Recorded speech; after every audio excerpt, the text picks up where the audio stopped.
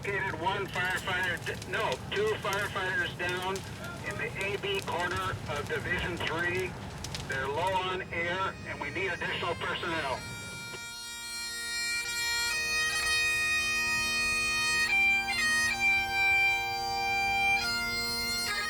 Even though the number of structure fires per year decreased over the past 2 decades, firefighters continue to die at the same rate in these incidents.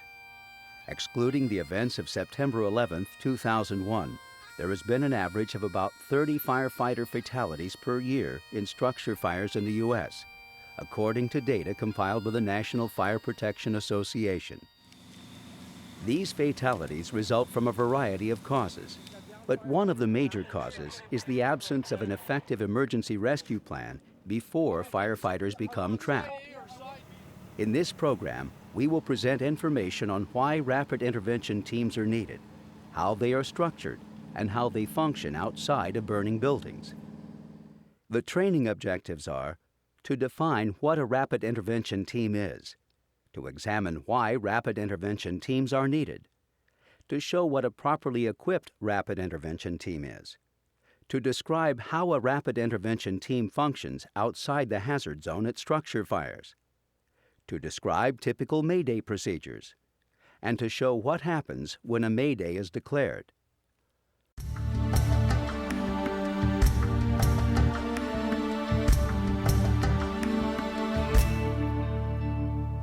Whether it is called a rapid intervention team, a rapid intervention crew, or some other name, NFPA 1500 defines it as having at least 2 members available for rescue of a member or a team if the need arises.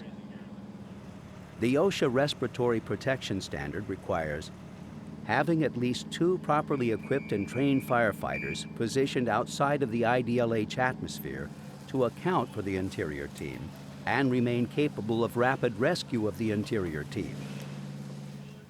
In the OSHA standard, the term properly equipped means that the members of the rapid intervention team must wear at least the same type and level of PPE as the initial entry team, including SCBA or supplied air respirator.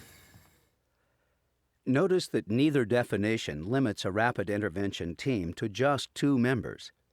If the situation requires and enough firefighters are available, the IC can increase the number of members on a rapid intervention team or increase the number of rapid intervention teams on scene.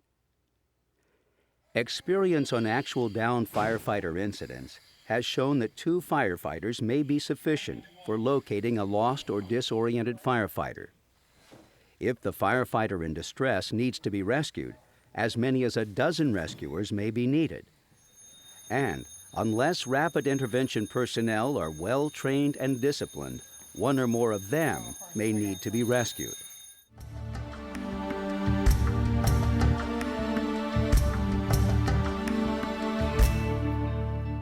While working inside a burning building, firefighters can become lost, disoriented, or trapped for a variety of reasons.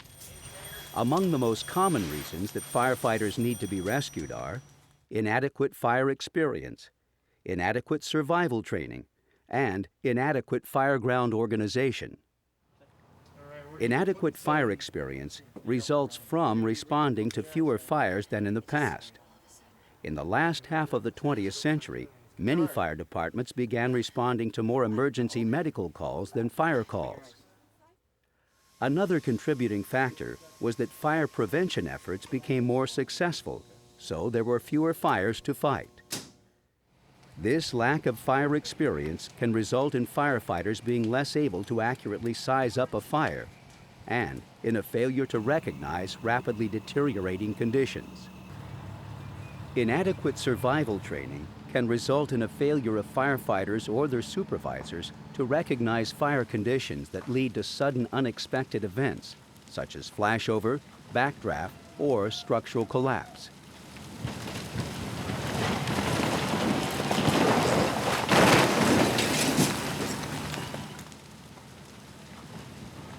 Inadequate survival training can also result in a lack of understanding of the need for and use of safety equipment, such as personal protective equipment or PPE and SCBA.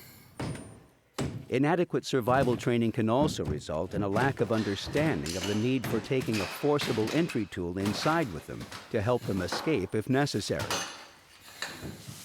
Inadequate fireground organization can result in communications problems, such as a failure to hear an emergency evacuation signal. Inadequate fireground organization can also result in operational problems, such as a failure to ensure an adequate water supply. Interior engine 10, we've lost pressure. Where's our water?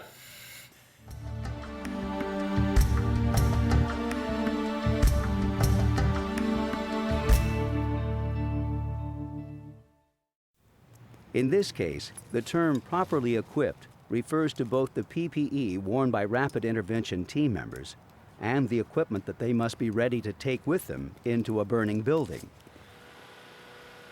According to 29 CFR 1910.134, the members of a rapid intervention team must be trained and equipped to at least the same level as the firefighters they would seek to rescue.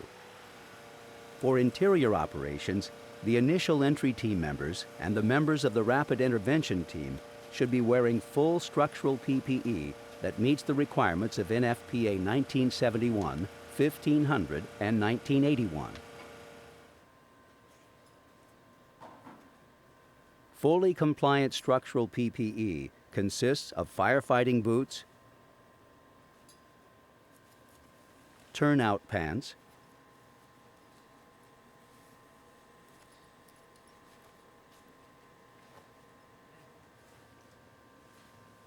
a turnout coat,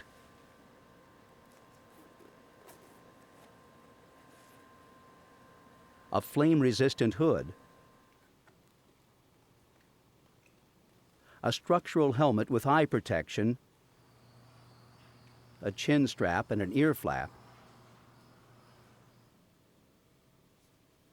firefighting gloves, a pass device, and respiratory protection. In addition to their personal firefighting ensemble, each member of a rapid intervention team should carry certain equipment items, including a portable radio, a rope bag, a strong hand light, a thermal imaging camera if one is available, a complete SCBA or a spare cylinder, and either a forcible entry tool or a trauma kit.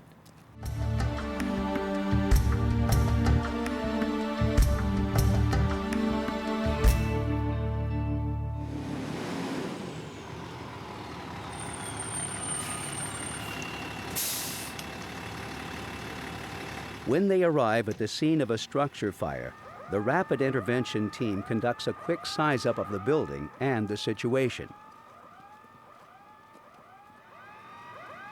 As part of their size-up, they should determine how many firefighters or crews are inside and where they are assigned. Side clear. We have access to these over here. Here's the situation. We've got 2 firefighters that we know are down on the B and Charlie corner there.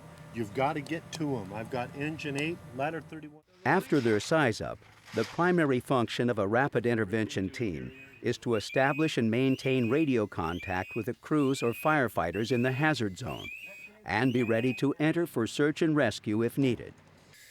To accomplish this, one member of the rapid intervention team should remain near the entrance to the hazard zone. The hazard zone may be the interior of an entire building, but it may be confined to a small area within a large structure, such as a single floor or a single room. Another critical function of the other rapid intervention team members is to set up the RIT staging area close to the hazard zone entrance, but outside of the collapse zone.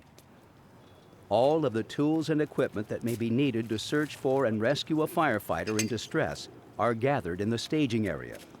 The tools and equipment that may be needed consist of spare SCBA cylinders, forcible entry tools such as axes, haligans, ram bars, and power saws, portable radios with spare batteries, hand lights with spare batteries, EMS equipment including a defibrillator and a resuscitator with spare O2 cylinders,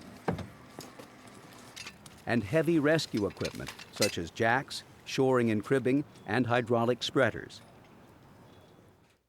The other member or members of the Rapid Intervention Team can also perform other duties, such as refilling SCBA cylinders or setting up scene lighting.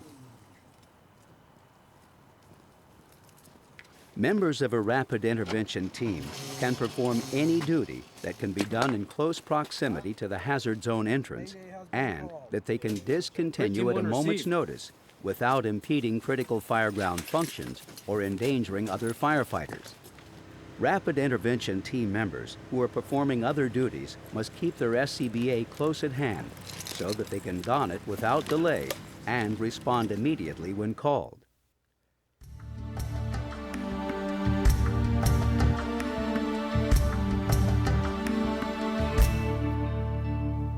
Many fire departments, but not all, have adopted the term Mayday to indicate a firefighter in distress. That is, one who is lost or disoriented or trapped in a burning building. While the specifics of when and how to declare a Mayday vary, typical SOPs include the following.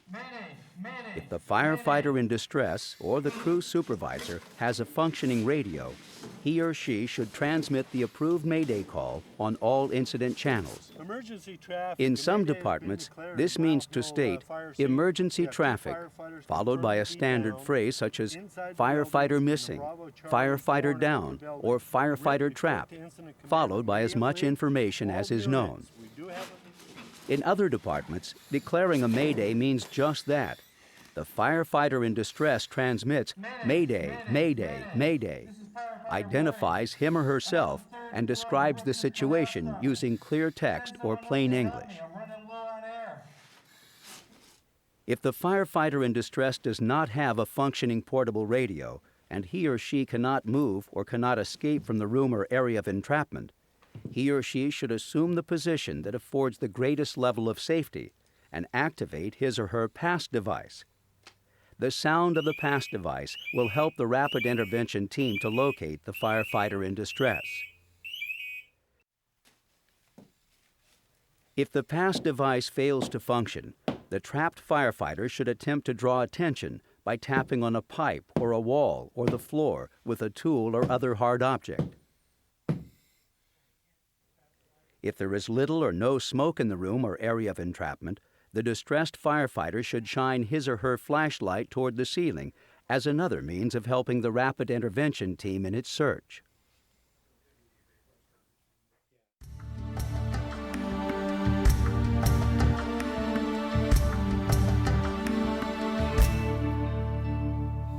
When a Mayday is declared over one or more of the incident channels, either by a firefighter in distress or by a supervisor who can't account for all members of the crew, certain things must happen. First, the incident commander declares emergency traffic to eliminate unrelated radio traffic from all incident channels and announces that a Mayday has been declared. The IC also announces whatever is known about the situation, including how many firefighters are missing or in distress, where they are located if that is known, and what their situation is or appears to be. If the missing firefighter's location was not announced as part of the Mayday declaration, units on scene may briefly cease all activity and maintain silence so that they can listen for the sound of the missing firefighter's PASS device or calls or signals for help. Then, after a few seconds of silence, regardless of whether the missing firefighter's location is known or not, the Rapid Intervention Team is ordered into the hazard zone to search for the missing firefighter. What else you need, but get them out of there now. Okay, thank you. Once the Rapid Intervention Team has entered the hazard zone, the IC may order other fireground units to resume their activities but maintain radio silence. In this program, you have seen the basic structure of and the need for Rapid Intervention Teams, as well as how they function outside of the hazard zone at structure fires. This program defined what a rapid intervention team is. We looked at why rapid intervention teams are needed. We showed what a properly equipped rapid intervention team is. We saw how rapid intervention teams function outside the hazard zone at structure fires. We showed typical Mayday procedures. And we saw what happens when a Mayday has been declared. A firefighter who is lost, disoriented, or trapped in a burning building is clearly in distress. If the distressed firefighter is also running out of breathing air, he or she is in a truly life-threatening situation. When a Mayday is declared, as a member of a rapid intervention team, you must know what to do and be ready to do it at a moment's notice. The life of a fellow firefighter may depend on you.